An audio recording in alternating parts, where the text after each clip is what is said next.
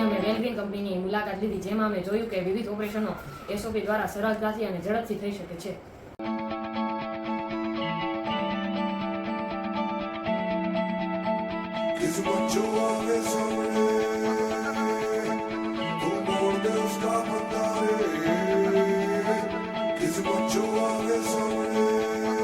બિઝનેસમાં micro planning ખૂબ જ જરૂરી છે.